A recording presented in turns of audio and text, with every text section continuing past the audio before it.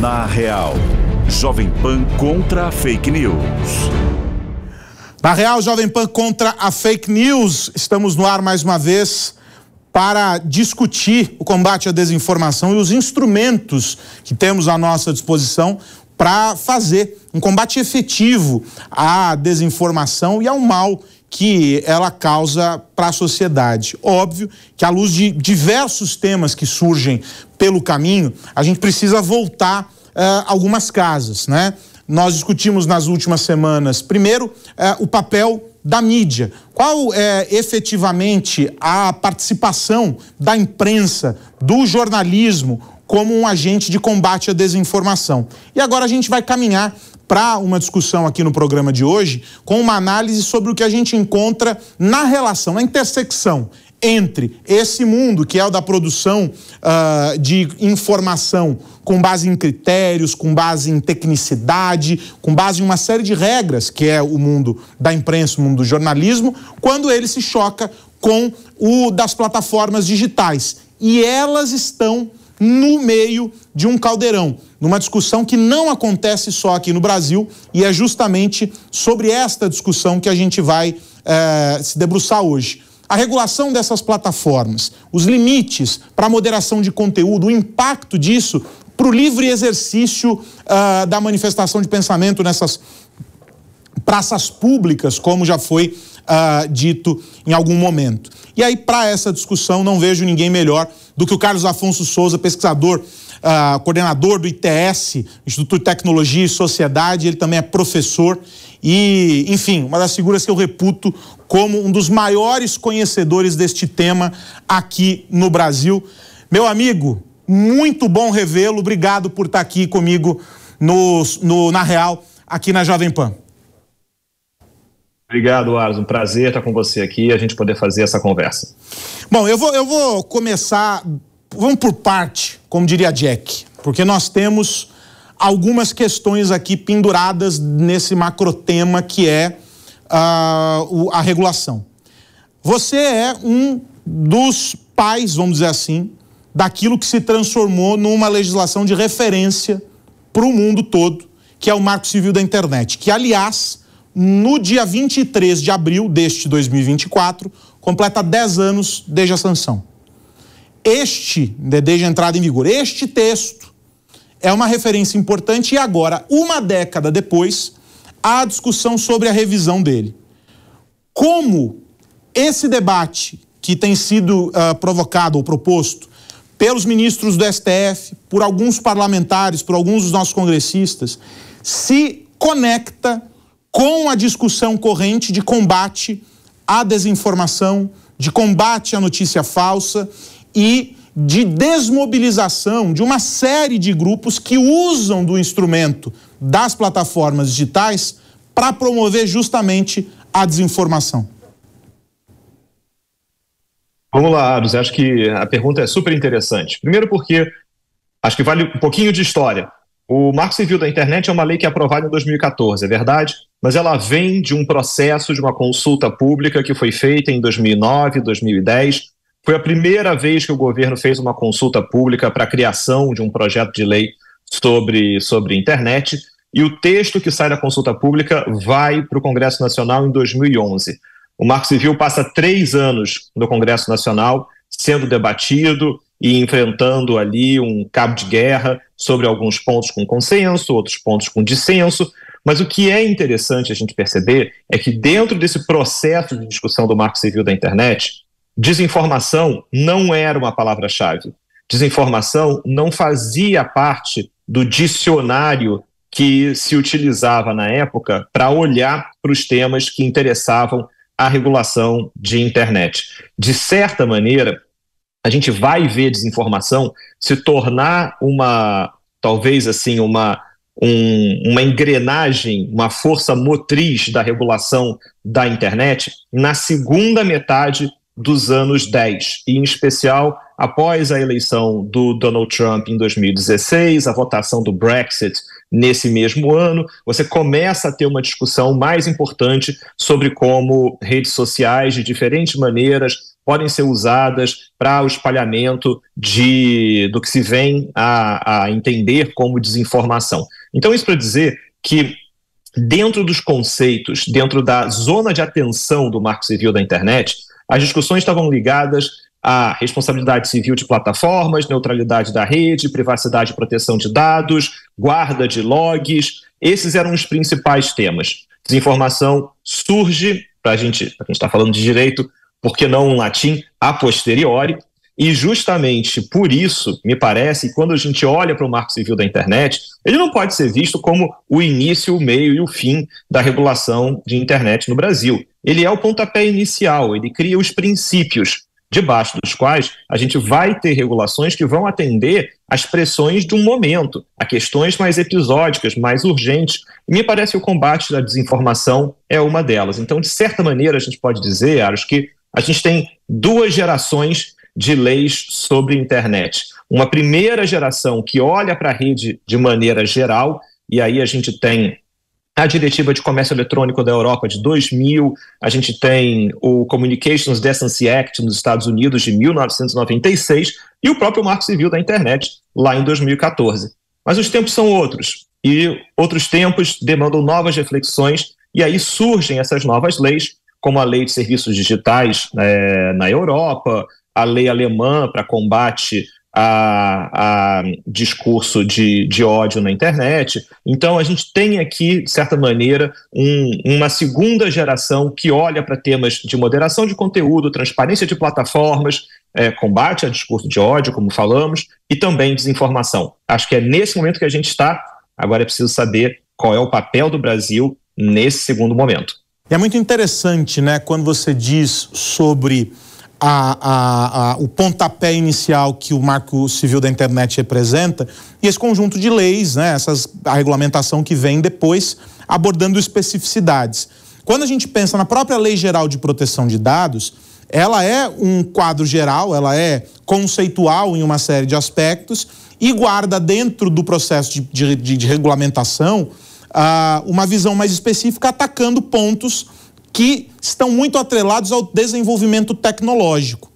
A gente viu agora o TSE na regulamentação proposta para a eleição deste ano, ou seja, para a eleição municipal agora, 2024, já incluindo o expediente da inteligência artificial, do deepfake, atualizando um quadro que na última eleição se apresentou como um problema e sobre o qual não havia uma manifestação jurídica a respeito. Mas é uma atualização do ponto de vista ali de um caso específico dentro da eleição. Quando a gente pensa no ambiente digital e nas múltiplas faces, né, desse conjunto desinformacional, a gente está falando de um problema muito grande, que também não era a finalidade primária do PL 2630, se a gente for pensar. Ele acaba abraçando isso como um tópico, ganhou a pecha de PL das fake news por causa de um jogo de narrativas, vamos dizer assim, porque esse não é o nome do projeto, o nome do projeto é outro. Ele ganha essa pecha, passa a ser enxergado por isso, mas não necessariamente dá conta dessa multiplicidade de elementos que compõem esse caldeirão de desinformação. A minha pergunta é a seguinte: faz sentido juntar tudo o que está pendurado dentro do PL 2630 para a gente discutir de uma vez só? Ou deveríamos, e aí pensando aqui no caso objetivo desta grande ameaça à sociedade, e isso vem sendo mapeado, inclusive do ponto de vista, relatórios de cibersegurança já incluem a desinformação e notícia falsa como tópicos de observação para gestão de risco de segurança nacional até em grandes empresas, ou seja, isso está sendo observado como um fator de ameaça. Deveríamos fazer um olhar específico para isso, colocar uma redoma e dizer assim, olha, vamos nos deter a isso, o resto é o resto e cada qual com o seu cada qual? Olha, Aros, me parece que quando você traz esses dois elementos, a resolução do TSE e o PL 2630, chamado de PL das fake news, a gente tem dois passos que acho que são naturais a partir da história criada pelo Marco Civil da internet.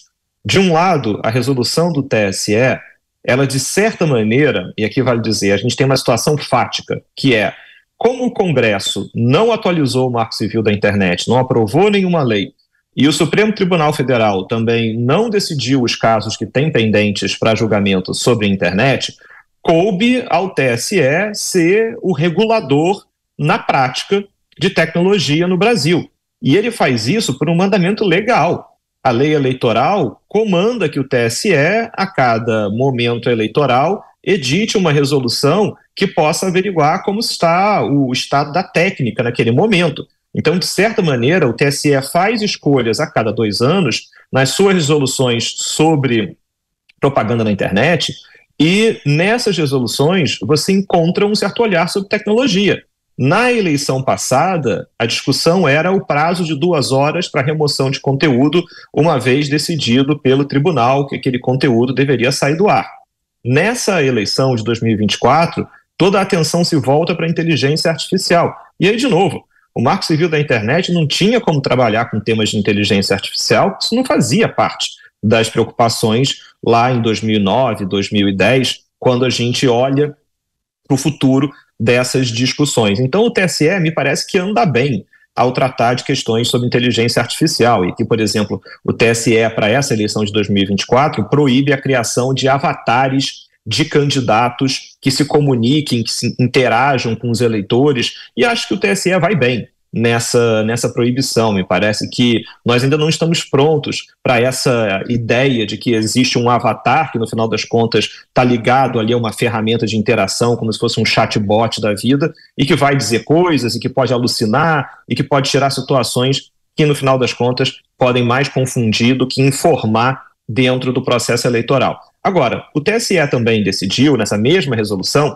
que as plataformas poderão ser responsabilizadas caso elas não removam do seu ambiente online conteúdos como discurso de ódio, conteúdos antidemocráticos, conteúdos que desrespeitam a própria resolução do TSE.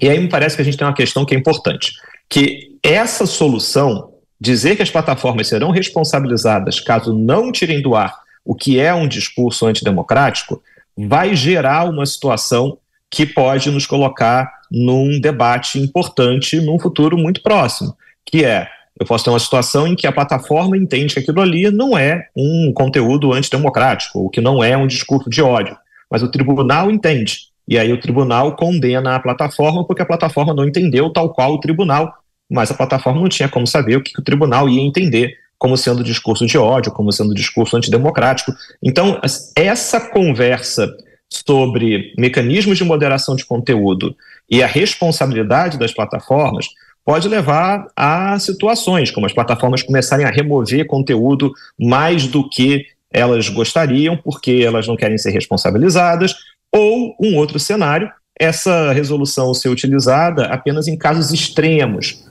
quando a empresa como um todo falha em promover qualquer moderação de conteúdo minimamente aceitável. Mas enfim, saindo da resolução, diga aí, Abson. Não, só te interrompendo, perdão. Sobre a questão específica da remoção do conteúdo, você concorda com esse expediente da remoção ou você é favorável, Carlos, a marcação daquele conteúdo? Um tipo de carimbo colocando um alerta sobre o que aquilo pode representar como nocivo dentro de um contexto XYZ. Eu te pergunto isso porque a gente entra muito naquela discussão sobre... ela não se relaciona diretamente à história do direito ao esquecimento, mas ela vai entrar numa linha de nós estamos editando a história enquanto ela acontece. A plataforma escolherá o que fica e o que não fica numa edição final, quando essas coisas todas servem como um registro de fato do que ocorreu. Óbvio, no caso do cometimento de um crime, com tudo isso identificado, aí sim, como última instância, a remoção. Agora, em situações em que há opinião ou que há algo informativo, mas com um viés desinformacional, você é favorável à exclusão de pronto ou à adoção de um tipo de marcação, de um tipo de tagueamento ali, de alerta, um carimbo para aquele conteúdo? Legal, Yara, vou pegar sua pergunta e ligar com o PL 2630 também, tá? Então, me parece, quando você coloca as opções sobre etiquetar um determinado conteúdo ou removê-lo, no final das contas não me parece que a gente precisa fazer necessariamente essa escolha. As plataformas têm uma caixa de ferramentas que podem ser utilizadas para fins de moderação de conteúdo. A gente está muito acostumado a pensar em moderação de conteúdo como remoção de publicação ou suspensão de conta.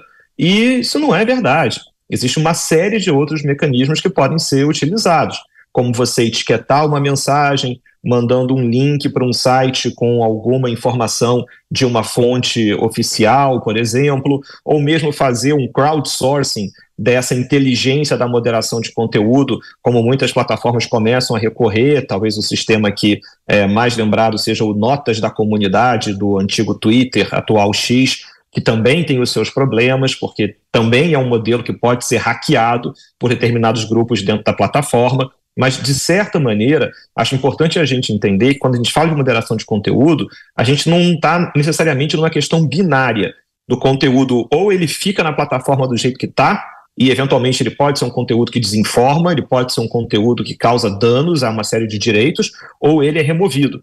Eu acho que é importante, como você bem colocou, trabalhar com esse espectro mais amplo. E, de certa forma, esse é um ponto que me parece que o PL 2630, o chamado PL das fake news, anda bem.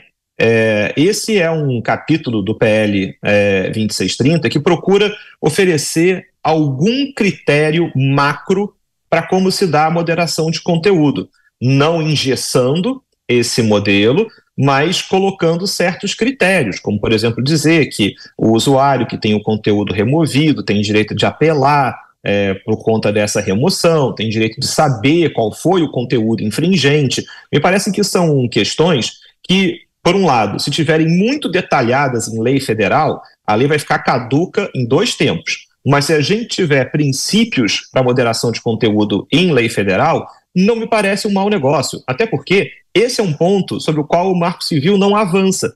O Marco Civil, no artigo 19, desenha um modelo de responsabilidade civil que vai dizer: plataformas respondem caso não tirem do ar uma publicação que uma ordem judicial disse que é ilícita. Tá bom. Só que isso fez com que muita gente entendesse que enquanto não vem a ordem judicial, as plataformas não precisam fazer nada, o que não é o caso. As plataformas têm que cumprir as próprias regras que elas criaram, os seus termos de uso, tem medidas para isso. Mas essa falta de ação, de alguma maneira, também é jogar com o regulamento debaixo do braço, porque a plataforma pode, de algum modo, depois ser acionada, no caso de reversão daquela decisão pelo autor da publicação na justiça, como tendo promovido algum tipo de censura ou algum tipo de sanção. A gente assistiu isso naquele episódio em que os algoritmos do Instagram removeram automaticamente imagens de mulheres amamentando, né? Em que se gerou todo um debate, etc. Nesse contexto, a plataforma não tinha nada ali, a plataforma removeu como uma barreira, tipo, nudez, e enquadrou como nudez. Depois as pessoas virou um objeto de uma discussão enorme. Porque a gente sempre pensa pelo viés do cometimento de um crime, alguma ilegalidade, etc., em que aquele caso vai ser aplicado. Mas há inúmeros comportamentos que são aplicados num contexto geral, né, que podem esbarrar naquilo que é uma limitação que a lei coloca. Por isso que você diz sobre o aspecto principiológico da legislação, né?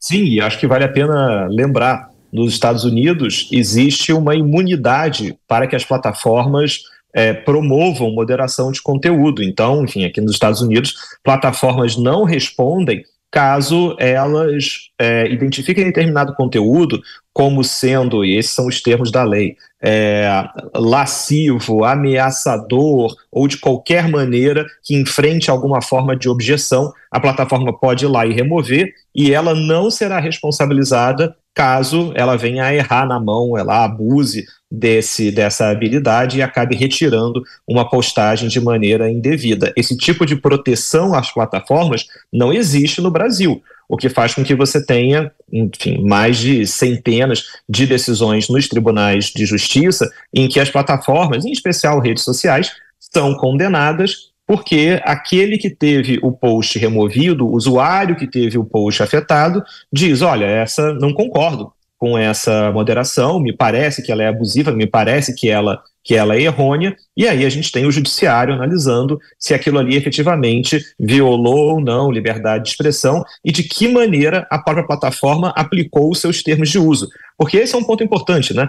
Conhecer os termos de uso das plataformas e entender que nem toda plataforma é igual. Tem plataforma que leva a moderação de conteúdo mais a sério do que outras. E acho que esse é um debate que a gente começa a ver. A gente está todo mundo como Big Tech, mas, na verdade, moderação de conteúdo é uma boa janela para entender que essas empresas são bem diferentes na maneira que elas atuam e na maneira pela qual elas enxergam as regras que elas próprias criaram.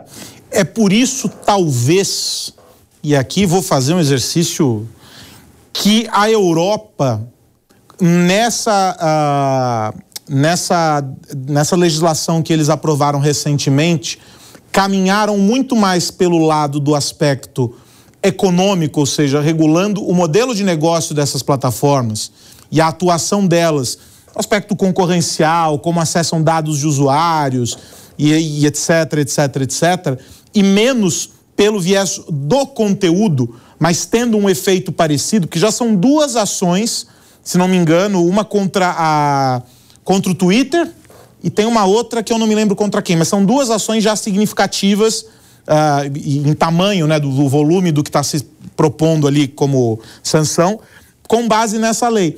E o nosso 2630, aqui o PL 2630, bebe na fonte, tem como matriz, vamos dizer assim, a inspiração nesses textos europeus aí, né?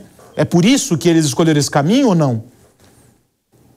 Aros, é verdade. O 2630 se inspira no modelo europeu, mas dá soluções muito distintas. Uma coisa que a legislação europeia não faz, por exemplo, é uma medida que a gente vê nos debates do 2630, que é responsabilizar as plataformas pelos conteúdos que são impulsionados ou pelos anúncios nas plataformas.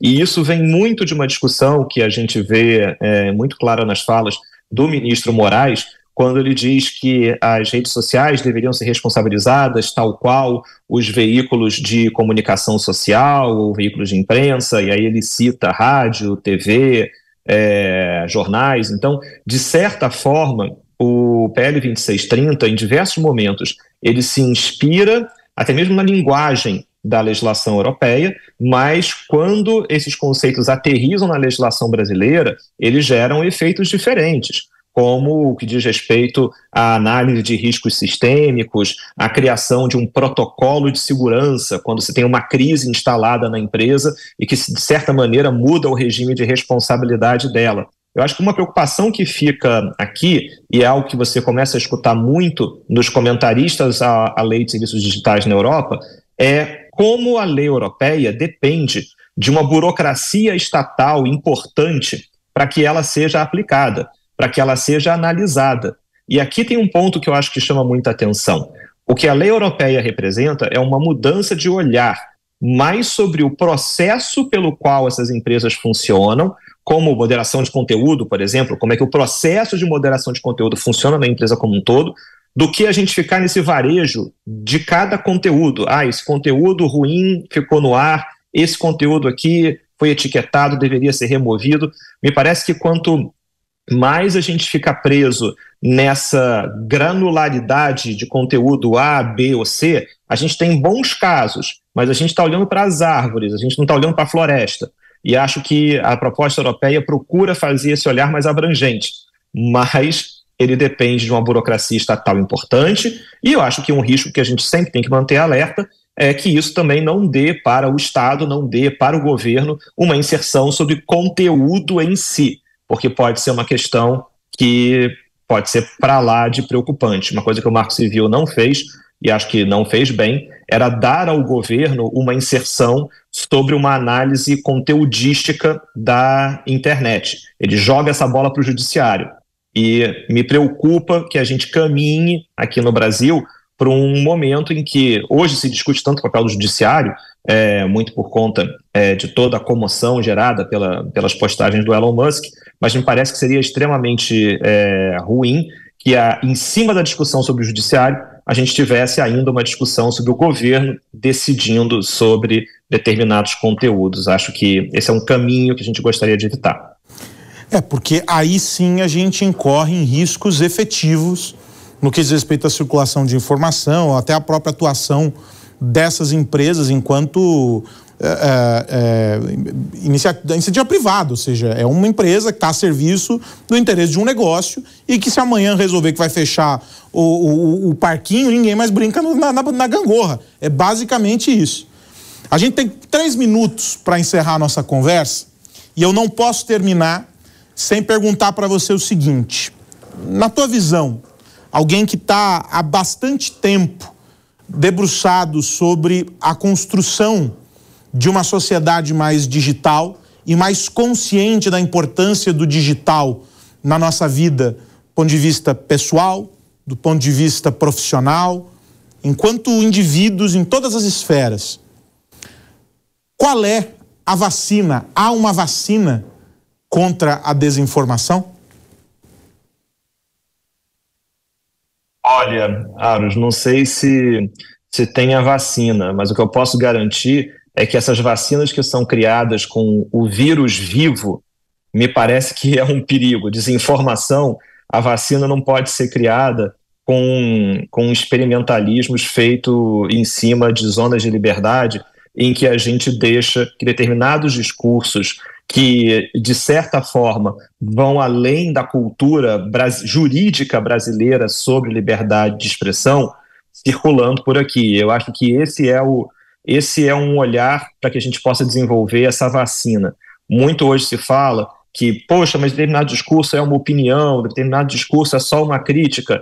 Sim, mas no período eleitoral, por exemplo, uma opinião que não é baseada, que coloca em risco a integridade eleitoral, numa conta com enorme visualização, deixa de ser uma opinião, e isso passa a gerar efeitos bastante preocupantes para o cenário geral. Então eu estou brincando aqui, chamando que isso é como se fosse uma vacina com um vírus vivo. Eu acho que esse vírus não pode ficar vivo. A gente tem que encontrar um outro jeito de bolar uma vacina, e me parece, para terminar aqui, que essa vacina não vem só do direito. O direito, a regulação, ele é uma parte dessa equação, mas a gente precisa entender como essa vacina vem de um olhar sobre modelos de negócio das plataformas na internet, como a tecnologia avança e pode oferecer soluções que são interessantes, e também como a sociedade entende o uso dessa tecnologia. Então tem aqui também um olhar para a educação digital que é bastante importante. E o direito, é claro, complementa esse cenário. O problema é saber como é que você tira uma legislação que seja equilibrada, que consiga proteger direitos e, de certa maneira, atender a esse imperativo de combate à desinformação de uma maneira equilibrada, de uma maneira ponderada. Esse é o grande desafio que a gente tem pela frente. Carlos Afonso Souza, diretor do Instituto de Tecnologia e Sociedade, uma das vozes mais importantes no debate sobre a construção de um conjunto de regras para garantir a saúde da nossa vida digital, para garantir que as coisas estejam, todas elas, nos seus devidos lugares, sem que um ultrapasse o espaço do outro, e garantindo, antes de qualquer coisa, o livre exercício do pensar, o exercício da liberdade, mas que a construção desse novo ambiente, que não é mais tão novo assim, e que a gente conhece como mundo digital, como plataformas digitais, como redes sociais, o nome que a gente quiser dar, para que essa construção se dê com bases sólidas, partindo de premissas que já eram defendidas quando tudo era analógico e que se transportam para o ambiente digital, sem que a gente inviabilize o futuro. Eu acho que o exercício aqui dessa conversa incrível que eu tive a oportunidade de realizar aqui com o Carlos Afonso é justamente a gente mostrar que é possível fazer essa construção, preservando tudo isso sem inviabilizar o futuro. O grande risco de discussões como essa, que envolve o PL 2630, que envolveu o Marco Civil, a LGPD e todas elas, é que ao se regular sobre o presente, se inviabilize o futuro. Porque, essencialmente, a gente está falando sobre a inovação quando envolve a tecnologia. E a gente precisa pensar muito nisso. Então, o convite à reflexão que ele nos faz aqui é importantíssimo. Meu amigo, muito obrigado pelo papo. Espero vê-lo em breve, um tempo muito menor do que esse que ficamos sem nos falar aqui. Um grande abraço. Um abraço, Aros. Um prazer e até a próxima. E para você que nos acompanhou até aqui, eu faço o convite para participar do Na Real. Manda para mim aqui nas redes sociais da Jovem Pan, deixe seu comentário. Qual é o tema? Qual é o tipo de olhar que você tem sobre esse assunto? Como você participa do combate à desinformação? Eu quero fazer com que você possa participar dessa nossa discussão. Toda semana, alguém que nos ajudará a refletir como eu, você, todos nós juntos podemos trabalhar contra a fake news. Na Real, Jovem Pan contra a fake news volta na semana que vem. Um grande abraço. Tchau, tchau. Na Real, Jovem Pan contra a fake news. Realização Jovem Pan News.